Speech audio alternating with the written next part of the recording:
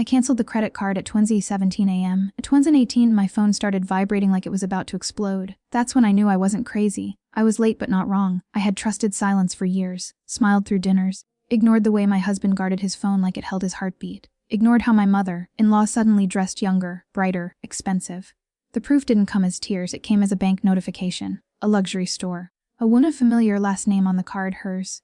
My mother-in-law's credit card linked to our family account. Used every Friday, same store, same time, same city my husband worked late in. I didn't confront anyone. I didn't cry, I didn't scream. I watched. I memorized patterns. I learned receipts. I learned how betrayal has a schedule. The mistress wasn't hiding. She was shopping openly with my husband's money.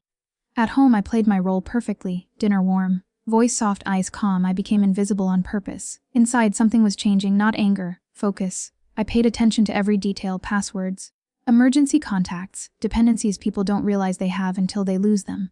That night I sat alone with my laptop, no drama, no hesitation, just one clean decision: cancel card, confirm, don't.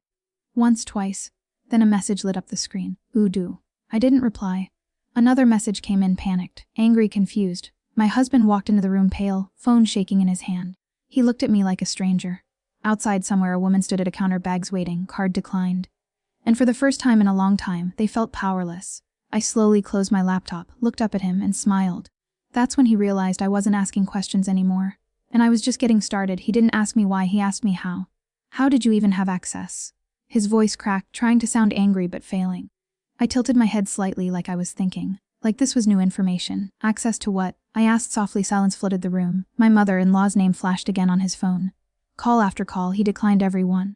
Pacing like a trapped animal, I noticed something then: how fear ages people faster than guilt. His shoulders were tight, his jaw trembled. This was not the face of a man in control. I went back to washing the dishes slowly. Calmly. Water running, plates clinking, normal life. You didn't answer me, he said. I smiled without turning around. You didn't ask the right question. That night he didn't sleep, neither did I. But while he stared at the ceiling, replaying lies he had told too many times, I was thinking clearly, sharply. Like every emotion had finally stepped aside to let logic breathe. I remembered every moment I had ignored. The sudden business trips. The way his mother defended him too quickly. How she once joked, men have needs, while looking straight at me. I had laughed then. I wasn't laughing now. The next morning my mother-in-law showed up unannounced. No makeup. No confidence. No smile. She didn't hug me. She didn't even look at me. Her eyes went straight to her son, searching for reassurance like a child who broke something expensive. What did she do? She demanded. I poured tea, folded my hands. I repeated. Interesting choice of words. Her lips tightened. Don't play games. I met her gaze for the first time. Calm, unblinking. Oh, I'm done playing? The air shifted. She launched into explanations that weren't explanations. Accusations that felt rehearsed. She talked fast, tripping over herself, blaming banks, systems, misunderstandings. Not once did she say sorry. I listened. I always listened. Then I asked one question. The room froze. My husband looked at the floor. His mother went silent. That silence told me everything. I stood up slowly. Not angry, not shaking, strong. I know more than you think, I said. And less than you're afraid of. That night I didn't sleep in our bed. Not because I was hurt, because I was planning. Over the next few days I became a ghost in my own house. Quiet. Present but unreachable. I spoke when spoken to. Smiled when expected. No accusations, no tears. They relaxed. People always relax when they think the danger has passed. I went through old emails, old memories. I found things I wasn't meant to see. Joint decisions made without me. Accounts I wasn't told about. Promises broken long before the affair ever started. The betrayal wasn't sudden, it was layered. And the more I uncovered. Because clarity is power. One afternoon while folding laundry his phone buzzed on the bed. He was in the shower. Steam filling the room. Sound covering his mistakes. A name popped up, just one word. No heart emoji. No secrecy. No fear, confidence. I didn't touch the phone, I didn't need to. That evening I suggested dinner with his mother. He stiffened. Why? I shrugged. Family. She arrived dressed carefully again. Mask back borrowed. She avoided my eyes. Halfway through dinner she said, we should move past this. I nodded. Of course. She relaxed instantly. That was the moment I knew.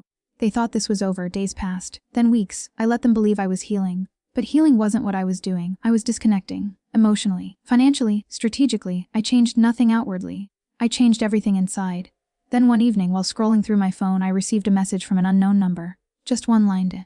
He's not gonna leave you. He promised me. I stared at the screen. Not because it hurt, but because it confirmed something important. She thought she was special. I typed one word back. Good.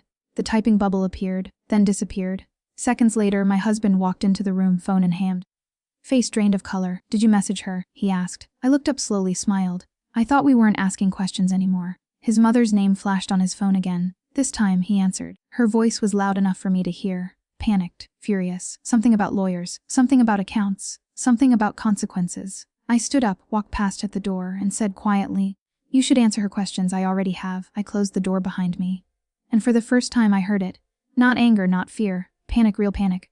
Because somewhere between lies and silence, they realized I was no longer reacting, I was moving, and they had no idea how far ahead I already was. The panic didn't disappear the next day, it fermented. My husband tried to act normal. Too normal. He made breakfast. Asked if I slept well. Touched my shoulder like muscle memory might save him. I let him. Detachment is a powerful disguise. His mother, on the other hand, couldn't hold herself together, she called. Text showed up again. This time, she cried. Not the soft kind. The kind meant to drown logic. "You're destroying this family," she said, voice shaking, eyes darting between me and her son.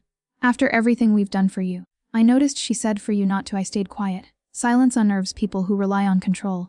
"You think you're clever," she continued, "but you don't understand how things work." I finally spoke. Measured. "Oh, I understand exactly how things work," I said. I just stopped pretending they didn't. Her tears stopped instantly. That switch, that sudden calculation told me more than any confession ever could. That afternoon, I left the house alone. I didn't tell anyone where I was going. I sat in my car for a long time before turning the engine on. Not because I was lost, but because I was choosing. Choosing what kind of woman I would be next. I drove to places I hadn't visited in years. The bank, an office building downtown, a cafe where no one knew me. I made phone calls. Not angry calls, prepared ones. Each conversation peeled back another layer of truth. Documents surfaced. Timelines aligned. Names appeared again and again like fingerprints at a crime scene. They hadn't just underestimated me, they had erased me. I returned home just before sunset. The house felt smaller, like it was holding its breath. My husband watched me closely as I walked in, trying to read my face like it might offer mercy. I offered nothing. That night I slept peacefully. He didn't. The next morning, something shifted. He didn't go to work. Instead, he sat at the kitchen table, staring at his phone, waiting for something or someone to explode. It did. His mother called again, screaming this time. Not crying, not pleading, accusing. "You told me she wouldn't find out. You said you had it under control. You promised me." He hung up, slowly, carefully, like the phone might shatter if he moved too fast. He looked at me then. Really looked. Not as a wife. As a threat. "What do you want?" I laughed softly, not because it was funny. Because it was late. "Isn't it interesting," I said, "that you're asking me that now?" He stood up. "You're acting like this is a game." I met his eyes. "This was a game," I said quietly. "You just didn't realize I learned the rules." That night I received another message. From her, the mistress, longer this time. Emotional. Defensive. She told me she loved him. That he was unhappy. That his mother supported them. That I was standing in the way of something real. I read it once, then again. Not because I needed clarity, but because I needed confirmation. I never planned to. The next day, my husband's tone changed. Less arrogance, more negotiation. He suggested counseling, vacations, starting fresh. He even apologized, but it sounded borrowed. Like words he'd heard somewhere else and hoped would fit. I not agreed. Let him believe repair was possible. Hope is the most dangerous drug. His mother stopped visiting, stopped calling. That silence was strategic. She was regrouping. I respected that. She wasn't stupid, just careless. I used the time well. I began separating things that had been tangled for too long. Logins, dependencies. I updated nothing publicly. Everything quietly. One evening I overheard him whispering in the hallway. "She knows something, I don't know what, but she knows." The fear in his voice was almost satisfying. Almost. Then something unexpected happened. From an address I didn't recognize, it contained attachments. Screenshots, dates, transfers, messages. Not from me. From someone inside their circle. Someone tired of lying. My hands didn't shake when I opened them. They steadied. Because this wasn't just betrayal anymore. It was exposure. That night, my husband tried to touch me again. I stopped him. Not dramatically. Just firmly. He froze. "I need time," I said. He nodded too fast. Of course. He didn't realize how carefully I chose those words. Time was exactly what I needed. The next morning, his mother finally broke her silence. She came alone. No performance. No tears, just steel. "You think you've won?" she said. I looked at her, really looked. She had aged. Not from stress, from loss of certainty. I replied, that you should be very careful what you say next." Her lips pressed into a thin line. "You don't scare me." I smiled. "That's the problem." She left without another word. That night, my phone buzzed again. Unknown number. One sentence. "You don't know how deep this goes." I locked the screen, stood up, and realized something then, something sharp and irreversible. This wasn't just about revenge anymore. It was about collapse. And somewhere out there, someone had just blinked first. I turned off the lights and waited. I didn't reply to the message. I didn't need to. When people say you don't know how deep this goes, what they really mean is, I'm afraid you're about to find out. The next few days passed like a slow drum beat. Heavy, predictable. Every sound in the house felt louder. Every glance carried weight. My husband watched me the way someone watches a ticking clock, waiting for the moment it goes off. He tried small talk. I answered politely. He tried affection. I stepped away gently. He tried silence. I matched it perfectly. That imbalance unsettled him more than any argument ever could. On the fourth night, he finally cracked. "I'm tired of living like this," he said, standing in the doorway of the bedroom. "If you have something to say, just say it." I sat on the edge of the bed, brushing my hair slowly. "I agree," I said. "It is exhausting." "That's it," he snapped. "That's all you have." I looked up at him. "Calm, clear, for now." He laughed bitterly and walked out. That was when I heard him make the call. Low voice rushed. "Careless. She's different now," he said. "I don't know what she knows, but it's more than before." A pause. "No, she hasn't said anything. That's what scares me." I smiled to myself. The next morning, something changed in the house. Papers were missing from the study. A folder I had seen for years gone. His laptop password changed. Too late. Once you start hiding, you're already exposed. I went about my day as usual, grocery shopping, errands, smiling at strangers who had no idea my life was slowly splitting into before and after. At the checkout counter, my phone vibrated. A new email, no subject line, just one sentence in the body. "If you keep digging, they'll sacrifice him before they protect you." I paid, walked to my car, sat there until the engine went cold. That message wasn't a threat, it was a warning. Someone didn't want me to stop, but they wanted me to be prepared. That night, my husband didn't come home on time. I didn't text, didn't call. When he finally walked in, close to midnight, his shirt wrinkled, his confidence gone, I knew he'd been somewhere important. "You okay?" I asked casually. He nodded too fast. "Yeah, just work." I didn't push. I never pushed anymore. Instead, I waited until he went to shower, listened to the water run, counted the seconds. Then I walked into the study. The desk drawer was locked. It hadn't been before. I touched it once. Didn't open it. I didn't need to. The lock itself was an answer. The next day, I met someone for coffee. Not a friend, not a stranger, someone who knew how systems fail. We didn't talk about emotions. We talked about structure, about leverage, about timing. He asked me one question before we parted. "Are you ready for things to get ugly?" I thought about the lies, the money, the way his mother had looked at me like I was temporary. "I've been ready," I said. I just wasn't awake. That evening, my phone rang. His mother. I let it ring. Then she texted. "Woman to woman." I laughed out loud. That phrase always comes right before manipulation. I replied with one word, "When." She answered instantly. "Tonight." She arrived dressed carefully again, controlled, polite, dangerous. We sat across from each other like chess players who both knew the game was almost over, but disagreed on who was losing. "You're making things difficult," she said calmly, "for everyone." I wasn't aware my role was to make things easy. I replied. She studied me. "You don't understand the kind of people you're dealing with." I leaned forward slightly. "That's interesting. Because I was just thinking the same about you." Her jaw towered, her voice. "My son made mistakes. Men do. But you're taking this too far?" I held her gaze. "No. I'm taking it seriously." Silence stretched between us. Then she said it. The truth slipped out in frustration. She was supposed to be temporary. There it was, not denial, not remorse, logistics. I stood up. She stood too, startled. "You raised him," I said quietly, "and you protected him. Now you're afraid of what happens when I stop protecting you." Her face went pale. "You wouldn't dare," she whispered. I smiled. "I already did." She left without another word. That night, my husband didn't ask questions. He packed a bag. Said he needed space. I nodded. Space is useful. As the door closed behind him, my phone buzzed again. Unknown number. A photo this time. His mother. The mistress. All together, smiling. The timestamp was from months ago. Under the photo, a messagey. "This ends when you decide how loud you want it to be." I stared at the screen. Not afraid, focused. Because now I understood the depth. This wasn't a secret anymore. It was a choice. And somewhere very soon someone was going to realize they chose the wrong woman to underestimate. I didn't respond to the photo. I set my phone face down on the table and walked to the window. Outside, the city moved like nothing had changed. Cars passed. Lights flickered on. Life went on, indifferent to betrayal, immune to collapse. Inside me, something settled. Not rage, not heartbreak. Resolve. The next morning, the house felt hollow without him. Not lonely, quiet. Like a stage after actors leave, props still in place, waiting for the final scene. I made coffee. Drank it slowly. Let my thoughts line up. Then I started making calls, not emotional ones, intentional ones. I spoke to people who asked questions I had never been asked before. People who didn't care who I loved. Timelines. Patterns. Motives. Every conversation sharpened the picture. This wasn't just infidelity, it was coordination.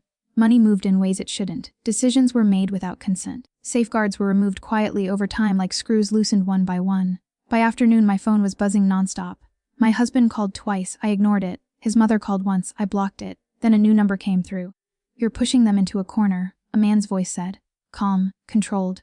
"That's when people do stupid things." "I'm not pushing," I replied. I stopped, stepping back. A pause. "You know they're preparing something." I smiled slightly. So a malign went dead. That evening, I found the study drawer open, the lock broken, the folder gone. He'd come back when I wasn't home. That told me everything. People don't steal what doesn't matter. I didn't panic, I adapted. I moved what mattered most somewhere no one would think to look. Things don't have to be hidden well, just differently. That night, I slept deeply. The kind of sleep that comes when fear has finished its job. The next day, my husband finally showed up. No bag this time, no apology, just tension. "We need to talk," he said. I gestured for him to sit, he didn't. "I know you're digging," he continued. "I know you think you're in control, but you don't understand the consequences." I looked at him carefully. The man I had loved once. The man who had underestimated silence. "What consequences?" I asked. He hesitated. That hesitation was louder than any answer.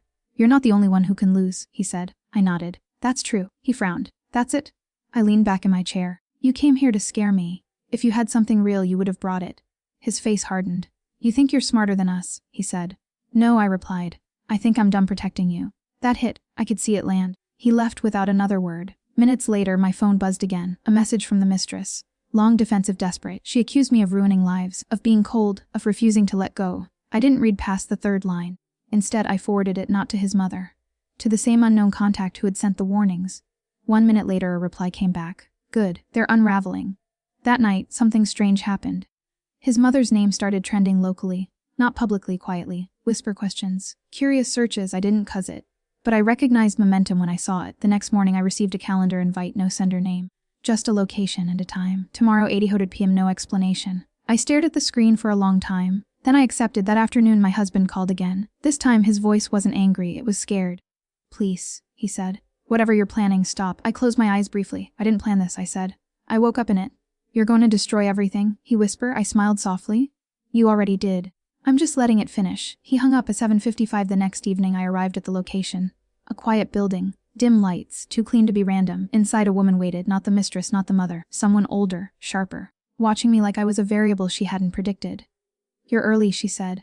"I'm always early," I replied. She gestured for me to sit. "They're panicking," she said, "which makes them dangerous." "I know." She studied me. "Do you?" She slid a folder across the table, thicker than I expected. "He was never meant to be the shield," she continued. "You were." I opened the folder, and everything finally aligned. Not just the affair, not just the money.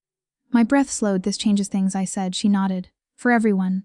I looked up at her. "What happens next?" She smiled, not kindly. "That," she said, "depends on how much you're willing to burn to stay standing." My phone vibrated on the table, a new message. From my husband. Just 4 words: "She knows about you." I looked at the woman across from me, then at the folder, then at the door behind me, and realized the story they were afraid of hadn't even reached its loudest part yet. I closed the folder slowly, letting the weight of its contents sink in. Each paper, each photograph, every email. It was a map of betrayal. Not just mine but theirs, the blueprint of lies, hidden debts, secret accounts, and alibis meticulously crafted. They had thought I was blind. They had thought silence meant weakness. They had been spectacularly wrong. The woman across from me leaned back, crossing her arms. "You understand what this means?" she asked, her voice calm but sharp. "You hold the power now. They've underestimated you at every turn. And once they realize you aren't playing by the old rules, well, nothing will save them." I nodded slowly. I didn't feel panic. I didn't feel guilt. I felt clarity. The kind of clarity that comes from finally seeing the full picture after years of manipulation. "What do I do first?" I asked quietly. She smiled faintly. "You wait, you watch. Let them make the mistakes. People always reveal themselves when they think the danger is gone." I left the building, the folder tucked under my arm. Outside, the streetlights glared off the wet asphalt. The city was alive, but I felt untouchable. Separate from it all. Not because I was better than anyone, no, that arrogance was gone, but because I was awake. By the time I returned home, the house felt different. The walls seemed smaller, like they were closing in on the lies and secrets buried within. My husband wasn't there. He hadn't called. He didn't know where I'd been, or maybe he suspected. That uncertainty would work in my favor. I spent the evening reviewing the folder. Every transaction, every lie, every hidden relationship. The mistress, his mother, even my husband, they had all underestimated me. They didn't realize I had been studying them as closely as they had studied me. I memorized patterns, traced movements, and predicted reactions. Every betrayal became a tool, every weakness a lever. That night I didn't sleep, not because I feared them, but because anticipation was sweeter than rest. Anticipation of watching the world they built crumble, one mistake at a time. The next morning my husband returned. His eyes were sharper, cautious. Every movement deliberate. He greeted me like a stranger, unsure if I had changed or if he had. "I need to know where you've been," he said cautiously. I smiled faintly. "Running errands. Work, you know." He frowned. "Life, don't play games with me." I tilted my head. "I stopped playing a long time ago. You should know that by now." His jaw tightened, and for the first time I saw fear flash across his face. Not loud, not dramatic, just subtle, just enough for me to know the cracks had begun. He left for work without another word. Later that evening, a package arrived. No return address, just my name written in crisp, black ink. Inside was a USB drive. I plugged it into my laptop. Files, folders, documents, everything digital, everything incriminating, everything I could have ever needed. It was proof. Solid, undeniable proof.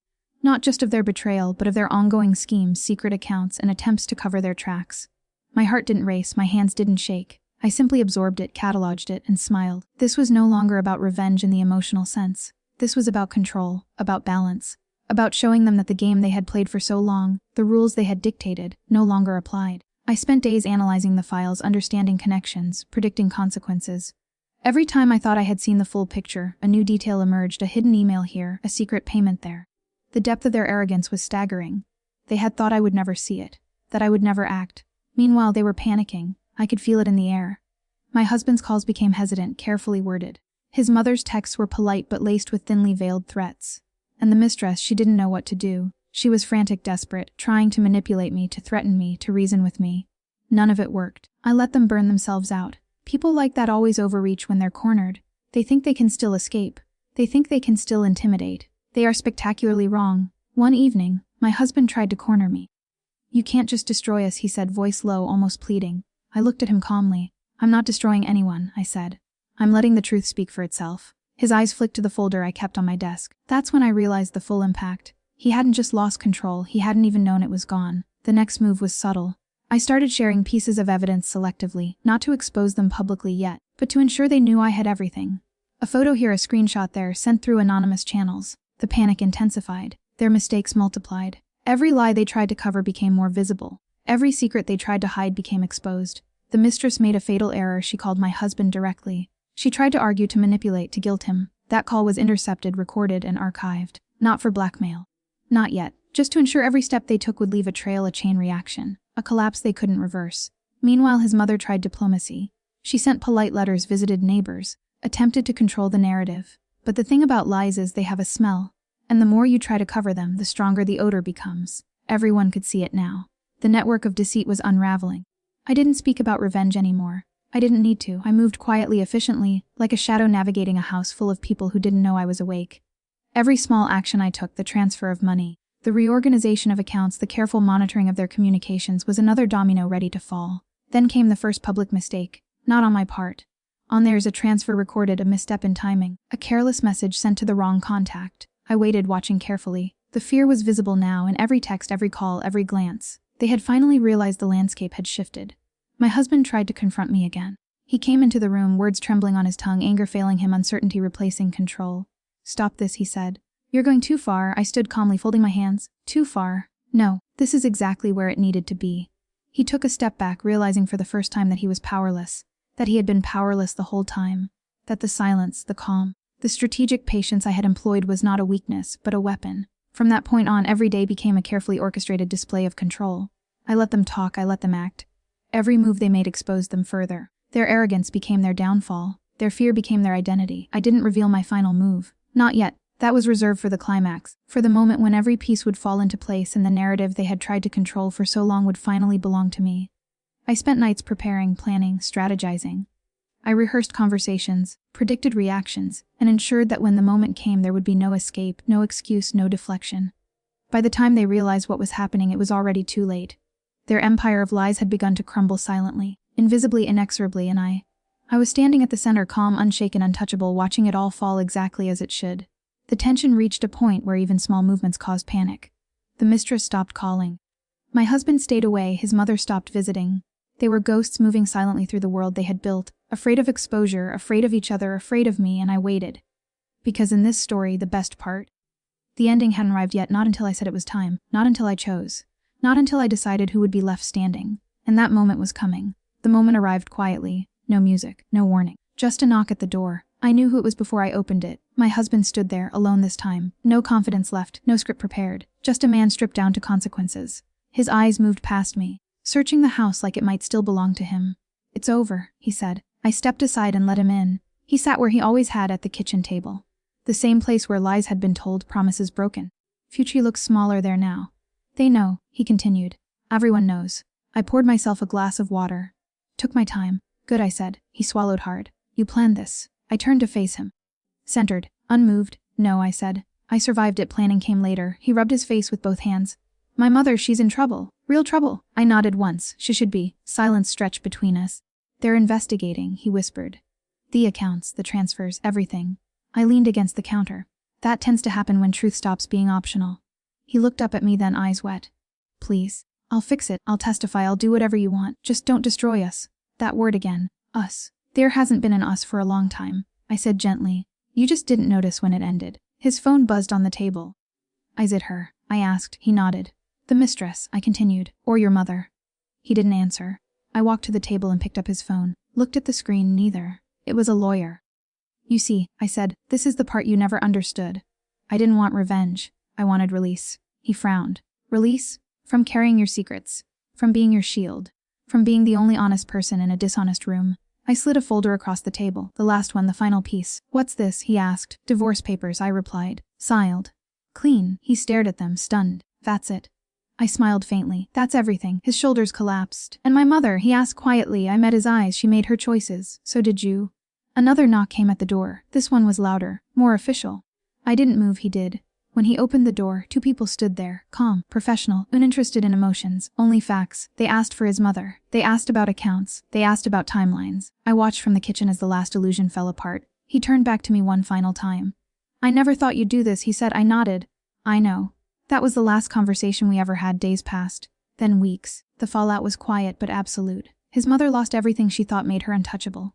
Her reputation, her influence, her certainty. The mistress disappeared from the story entirely, erased by the truth she had mistaken for protection. And me, I moved out. Not in shame, in peace. I took nothing I didn't earn, left nothing I didn't choose. I rebuilt my life slowly, intentionally, without noise. One morning. Months later, I sat in a cafe far from that house, that city, that version of myself. Sunlight poured through the windows. My phone buzzed.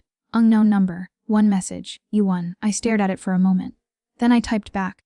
I left. I blocked the number, finished my coffee, and smiled, not because of revenge, not because of victory, but because silence finally belonged to me. The end.